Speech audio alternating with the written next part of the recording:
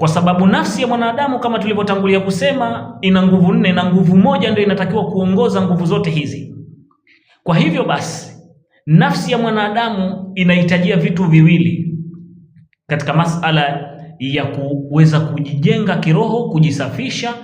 Maana yake mwanadamu anahitajia kitu cha kwanza, katika mustalaha wa kiakhlaki tunaita anahitajia at-takhalli.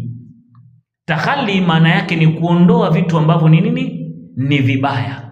Alafu anahitajia kitu cha pili, at-tahalli. Tahalli maana yake ni kujipamba na vitu vilivyo vizuri. Kwa mfano tungeuchukua mti, mmea.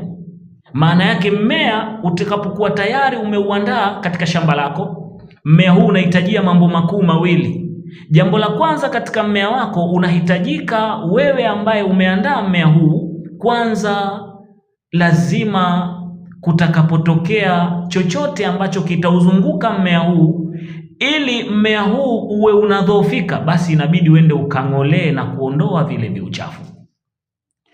Baada ya kung'olea na kuondoa vile viuchafu, bado sio kwamba imetosheleza, lakini bado mmea utahitajia maji.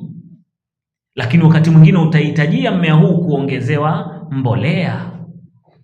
Kwa hiyo tunapokwenda katika malezi ya kiroho, malezi ya kinafsi, kuondoa maradhi ya kiroho, maana yake tunahitajia vile vile kuondoa vitu ambavyo ni vitu vichafu katika nafsi zetu, lakini pia kuweka na kupachika vitu ambavyo ni vizuri katika nafsi zetu. Kwa hiyo insha Allah Mwenyezi Mungu Subhanahu wa Ta'ala atakapotuwezesha katika kipindi kingine tutakapokuja, maana yake tutakuja kuangalia sasa katika zile nguvu tuliosema ni lazima nguvu ya akili iwe ndiyo inatawala na kuzunguka nguvu zote.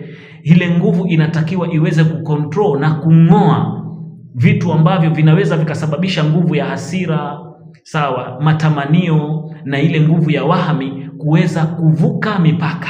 Lakini wakati huo nguvu ya akili ituletee na kupachika vitu ambavyo ni vizuri. Insha Allah Mwenyezi Mungu Subhanahu wa Ta'ala atujalie min alladhina yastami'una alqawla fayattabi'una ahsana. Allahumma arna alhaqqa haqqan warzuqna ittiba'a wa arna albatila batila warzuqna ijtinaba. Wa sallallahu ala sayidina Muhammadin wa alihi at-tayyibin at-tahirin. Assalamu alaykum wa rahmatullahi wa barakatuh.